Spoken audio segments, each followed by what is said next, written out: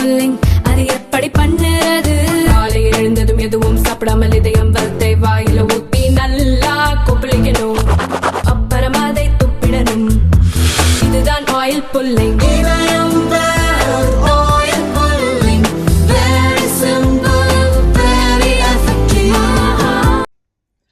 பல்கலைக்கழகங்களுக்கு இடையேயான தேசிய கபடி போட்டி பஞ்சாபில் நடைபெறுகிறது. தமிழகத்திலிருந்து 36 பேர் போட்டியில் கலந்து கொண்டுள்ளனர். அன்னை தெரசா பல்கலைக்கழகம் மற்றும் பீகாரின் தர்பங்கா பல்கலைக்கழகத்திற்கும் போட்டி நடந்தது. தவறான புள்ளிகள் வழங்கியதை கண்டித்து கேள்வி எழுப்பிய தமிழக வீராங்கனைகள் மீது பீகார் போட்டியாளர்கள் தாக்குதல் நடத்தினர். இரு தரப்பினரும் தாக்கிக் கொண்டதில் நாற்காலிகள் பறந்தன. தமிழக வீராங்கனைகள் காயமடைந்தனர்.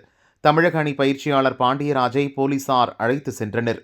தமிழக அணியினர் பாதுகாப்பாக இருப்பதாகவும் டெல்லிக்கு அழைத்து செல்லப்பட்டதாகவும் துணை முதல்வர் உதயநிதி கூறினார்.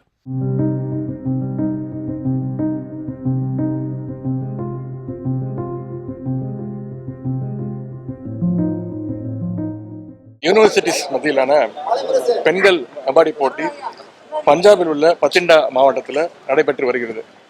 தமிழ்நாட்டிலிருந்து அன்னை தெரசா யூனிவர்சிட்டி, பெரியார் பல்கலைக்கழகம் மற்றும் அழகப்பா யூனிவர்சிட்டியிலிருந்து 36 வீராங்கனைகள் பிளேயர்ஸ் போயிருக்காங்க.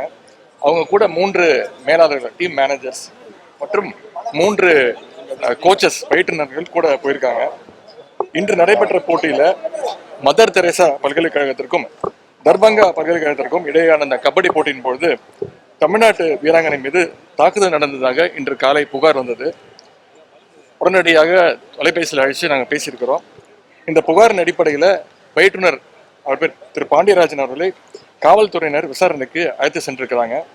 மேலும் இவ்விவகாரம் குறித்து தெரிய வந்ததும் தமிழ்நாட்டு விளையாட்டு மேம்பாட்டு ஆணையத்தின் மூலமாக உடனடியாக அங்குள்ள சம்பந்தப்பட்ட மாவட்ட ஆட்சியர் மற்றும் எஸ்பி காவல் கண்காணிப்பாளர் தொடர்பு கொண்டு அங்கு நம்முடைய மாணவர்களுடைய பாதுகாப்பை உறுதி செய்வதற்கான அனைத்து நடவடிக்கைகளையும் முதலமைச்சர் எடுக்க சொல்லியிருக்காரு. மேட்ச் நடக்கும்போது பாயிண்ட்ஸ் தொடர்பாக சின்ன ஒரு மனக்கசப்பு ஏற்பட்டு இந்த இரு அணிகளுக்கிடையே ஒரு சிறு வாக்குவாதம் ஏற்பட்டிருக்கிறது. அதனால் ஒரு பதட்டமான ஒரு சூழல் நிலை பெற்றிருக்கிறது. அதுதான் இன்னைக்கு சோசியல் மீடியாலையும் தொலைக்காட்சியிலும் வீடியோ வந்திருக்கு.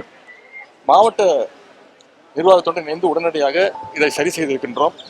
மேலும் இன்றே நம்முடைய வீராங்கனை அனைவரையும் பதிண்டாவில் இருந்து டெல்லி அழைத்து செல்லவும் அங்கே பஸ் ஏற்பாடு செய்யப்பட்டு அங்கே கிளம்பிட்டாங்க.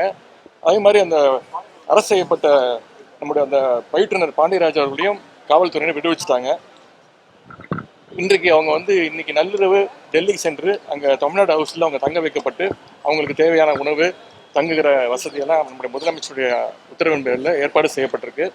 கூட சென்ற பிசிக்கல் டைரக்டர் கலையரசி அவங்க கூட நான் தொலைபேசியில் பேசிட்டேன். எந்த விதமான ஒரு பதட்டமான சூழ்நிலை இல்லை, எல்லாருமே பாதுகாப்பாக இருக்கிறாங்க. ஆகவே யாரும் அச்சம் கொள்ள வேண்டாம், குழந்தைகளை பரப்ப வேண்டாம் என்று கேட்டுக்கொள்கின்றோம். இல்லை, நம்முடைய ஏசிஎஸ் திரு அத்துல்ய மிஸ்ரா அவர்கள் அங்கே இருக்கக்கூடிய டிஜிபிட்ட பேசியாச்சு. அதே மாதிரி எஸ்டிஏ மெம்பர் செக்ரட்டரி திரு மேகநாத் ரெட்டி அங்கே இருக்கக்கூடிய எஸ்பியோடையும் கலெக்டரோடையும் பேசிட்டாரு. ஒரு சின்ன ஒரு பாயிண்ட் சிஸ்டத்துலேருந்து ஒரு சின்ன குளறுபடியாகி மாணவர்களோட ஒரு சின்ன தள்ளுமுள்ள இருக்குது. யாருக்கும் பெரிய அடியெல்லாம் கிடையாது, ஒரு சின்ன சின்ன சிராய்ப்புகள் தான். அங்கே இருக்கக்கூடிய மருத்துவமனைகளை யாரும் கூட்டிகிட்டு போகல. அவங்க இருக்கக்கூடிய ஃபர்ஸ்ட் எய்ட் கிட்லேயே எல்லாமே சரி செய்யப்பட்டிருக்கிறாங்க. அனைத்து மாணவிகளும் பாதுகாப்பான முறையில் இருக்காங்க.